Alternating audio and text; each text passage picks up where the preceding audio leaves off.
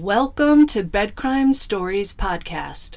I'm your host, T, and if true crime is your jam, and like me, you enjoy delving into unsolved cases trying to figure out who done it, please consider subscribing.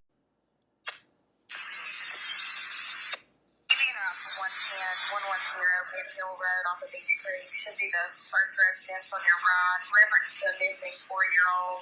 The parents have called in and advised that the mother had went for a walk, came home. Now they can't find her. They've been yelling for her. She's been gone for about 10 minutes now. Yeah, for a woman in America. What you're hearing is dispatch audio from the 911 call Don Wells made on June 15th, 2021 to report his daughter, Summer, missing. You'll note that Don tells the operator that Summer's mother went for a walk, and when she returned, Summer was gone. Don also tells the operator that Summer is 4 years old, and that she's been missing for about 10 minutes. Note that this call was made at 6:30 p.m. Note as well that Don apparently didn't know that Summer was actually 5 years old. In this episode, Where's Summer?, I want to talk about the possibilities, about what Summer's mother, Candace Bly, recently referred to on a live with another YouTuber as the what ifs. But for my what ifs, I want to concentrate on the what ifs surrounding where Summer Wells might be. For this discussion and speculation, I'm going to go with the tragic theory that now, at 8 months out from her disappearance, Summer is most likely deceased. Now, hear me out before you get upset.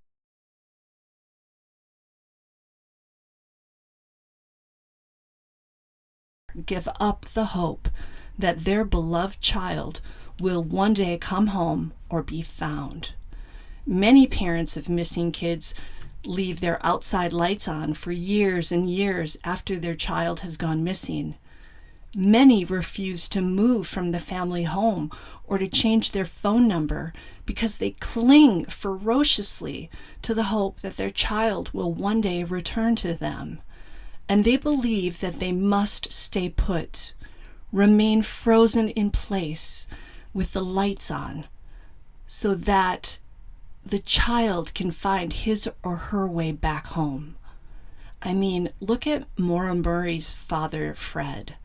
That man has labored so hard searching for his daughter for over 18 years since she went missing. Fred Murray has never given up on Maura. He covered untold numbers of miles hiking in the area around where Maura was last seen. And he continues to raise monies to do underground searches in hopes of recovering his daughter. And here in the Summer Wells case, we've got Don Wells throwing in the towel just 3 weeks after his 5-year-old little daughter vanished. And now we have Candace Wells at 8 months out saying that she needs to put Summer to the side because the boys are still alive. And that's where she needs to focus. It's almost like with that type of statement that she's telling us that she knows that perhaps Summer is no longer alive. Both parents have essentially given up on looking for Summer and seem to have no hope that she could possibly return to them. Why is that? What does that tell you about Candace and Don as parents and about their attachment to Summer? You, like me, are probably still praying for a miracle and hoping that Summer will turn up alive, well, and unharmed. I mean, that's our collective dream, and I'm not giving up on that. I'm just trying to look at the statistics and trying to be realistic, as painful and horrific as that is. For today's video, I want to delve into the realm of what ifs. And this is all speculation on my part, so let's get that straight right from the get-go. I'm not accusing anyone of anything. I'm just going through some possibilities. Now, for the purposes of this discussion, let's imagine that Candace and Don Wells maybe had a body that they needed to hide or get rid of on June 15th of 2021. What do the experts and the statistics tell us about where a person is most likely to dispose of or conceal a body? Summer Wells, the 3-foot-tall, 40-pound little girl with sun-kissed hair and big blue eyes who loved to play in the mud and snuggle with kind ladies at church, was last seen on June 15th, 2021. And we know that people don't just go poof and disappear into the ether. So where is Summer? Let's do a quick review of what we know about the timeline on that Tuesday from what Candace and Candace's now ex-friend Allie told Chris McDonough of the interview room, and also by factoring in when Don Wells' 911 call was made. Note that it's definitely possible that Candace and Allie are lying about some things, but for this argument, let's just say that they're telling the truth. Note also that I cannot find any evidence that Candace really did call 911. I haven't heard any audio from that 911 call. So did she really call 911 on June 15th, or was it only Don who called? I'd love to know if you have any information on that. Please leave me a note in the comments. Now, according to Allie, Candace, Grandis, and Summer left her house sometime around 2 p.m. and let's say maybe up until 2:45 p.m. between those times on June 15th, 2021. And they were on their way back to the Wells residence at 110 Ben Hill Road in the Beach Creek community of Rogersville, Tennessee. Now, it should take about 30 to 40 minutes, more or less, to get from Allie's house back to the Wells property. So we can guesstimate that the trio would have made it back home by perhaps 3:15 or 3:30 p.m., barring any traffic issues. Now, according to Candace, she said that the last time she laid eyes on Summer was around 5:30 p.m. that day. That's when Candace said Summer was planting flowers with her and Grandma, Candy Hare, about 20 feet from the family home. Candace said that after they finished planting the flowers, they washed their hands and Summer got candy from her grandma. Then she, Candace, walked Summer back over to the Wells house and watched as the little girl went inside. Candace claims that she told her 3 boys to keep an eye on Sissy, and she also claims that Summer told her brothers that she was going downstairs to play with her toys. Per Candace, when she checked on Summer about 2 to 5 minutes later, Summer was gone. She was just nowhere to be found. And again, this is around 5:30 p.m. However, the 911 call that Don Wells made to report Summer missing was allegedly placed at 6:30 p.m. That means that a full hour passed before the call to 911 was made, even though Candace and Don have both said that Summer would never walk away from her swing and would never step off the property or even walk around the property because she had been warned about bears and other predatory creatures that lurk there. So why would Don and Candace wait an entire hour if they were so sure that someone abducted Summer and that she could not possibly have walked off the property? A few more things to note about the 911 call that Don Wells made. 1. The dispatcher relays that the caller said that the mother had gone for a walk and that when she got back to the house, Summer was missing. Note that this is not the story Candace told Chris McDonough. Candace said that She also never takes walks on the property because of all the dangerous creatures that are around.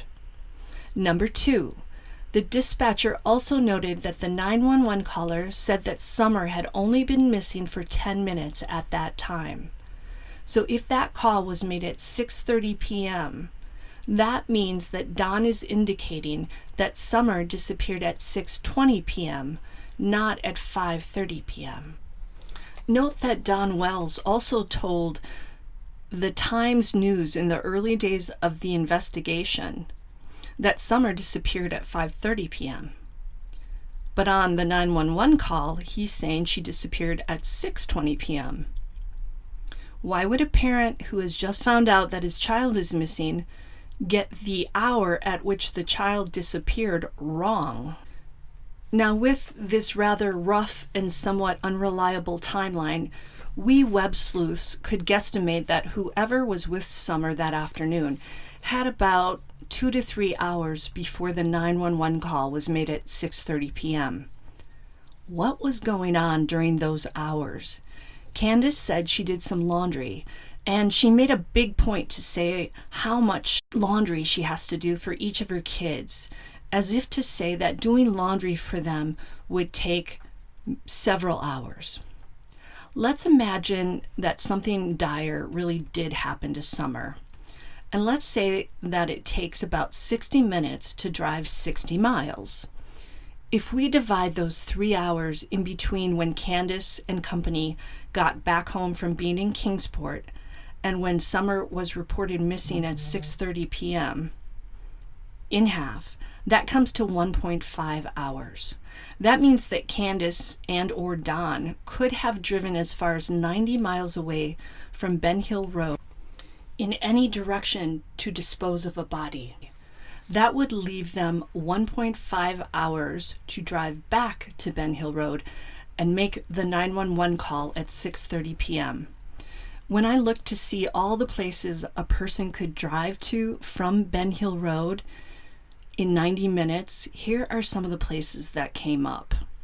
So 90 miles southeast from Rogersville is the Rutherford County Airport. That's kind of scary. 87 miles south of Rogersville are the DuPont State Forest, the Caesars Head State Park, the Pisgah Forest, I think I'm pronouncing that right, Pisgah, Turtleback Falls, Schoolhouse Falls, Whitewater Falls, and Bust Your Butt Falls. No lie, this is really a legitimate place, apparently. 90 miles northwest of Rogersville is the Stree Campground. I mean, with all these natural wonders in the region, it sounds like a virtual playground for a person with nefarious intentions who may need to dispose of a body without being caught in the act. And it's actually very disheartening to learn of all the many remote, woodsy areas around Rogersville. That is likely one of the reasons it is proving difficult to find Summer. But would someone who's likely panicking, maybe in shock, and freaking out after an accident or some other action that left their child deceased really travel that far to dispose of a body? I'm sure some would, but let's take a look at what the experts and the statistics say about this. According to an article titled Body Disposal in Homicide that I found on the Crime Scene Investigator Network website, body disposal methods can range from very unsophisticated to very elaborate and creative. I would think that in the Wells case, if Summer was indeed the victim of an accident, and if we are to believe the timeline that has been shared by Candace, Don, Allie, and H, whoever may have wanted to get rid of Summer's body, if there was a body, I'm just saying, allegedly, I'm just speculating, would not have had a ton of time to come up with a highly sophisticated disposal plan. While 3 hours may seem like a long time, If it was an accident, then you have to factor in people freaking out, panicking, minds spinning in all directions. The situation would have likely been very chaotic as opposed to very calm, and the people involved would have had to think fast and act fast despite all that panic and chaos. Per that same article, offenders looking to dispose of a body tend to prefer familiar places so that they know what to expect. In fact, one study found more than half of perpetrators disposed of bodies in locations known to them. Suspects' geographic knowledge typically originated from their previous residence, current residence, or another familiar location such as a workplace. So those would all be places that investigators would want to carefully search. In addition, offenders who want to stymie the police investigation and prevent authorities from finding a body use a number of common methods of disposal when it comes to domestic homicide cases. These include covering, burying, and leaving the body in remote places. Research into rural homicides in Finland, of all places, found that 27% of cases involved disposing of the corpse in waterways. The remaining victims were left in terrestrial areas. The victim-offender relationship may also be a factor that helps decide the method of body disposal and where a body is placed or hidden. For example, the distance between the homicide crime scene and the disposal site was longer for victims who were relatives and intimate partners of the perpetrator than it was for mere acquaintances. That's very interesting. The authors of the article studied a non-random national sample of 840 closed, fully adjudicated state and local homicide cases contributed by law enforcement agencies for research purposes. One of the statistics resulting from their study was that in 87% of cases, perpetrators transported the body to a location separate from the homicide scene. The study also revealed a strong connection between pre-planning and the dump site. Specifically, offenders who pre-planned the body disposal were more likely to dispose of the victim on their own property. Those who pre-planned it were more likely to dispose of the victim on their property, while those who did not pre-plan the disposal of the body were more likely to dispose of the body not on their property, but rather in the surrounding area or neighborhood. So if we put all this together and look at the Wells case, it sort of makes it sound like if anyone in the Wells family did dispose of a deceased Summer Wells, they would likely have done it somewhere other than on the Wells property, but still in a place that was familiar to them, be it a current or former work site, a hidden away place in the surrounding area or woods, maybe in a nearby river, but it would also have to be a place where that person or persons would not be easily caught in the act, right? So the question now is, what spot was far enough away from 110 Ben Hill Road, yet still close enough to be familiar, and that offered enough seclusion so that it would be unlikely that anyone would be caught in the act of disposing of the body?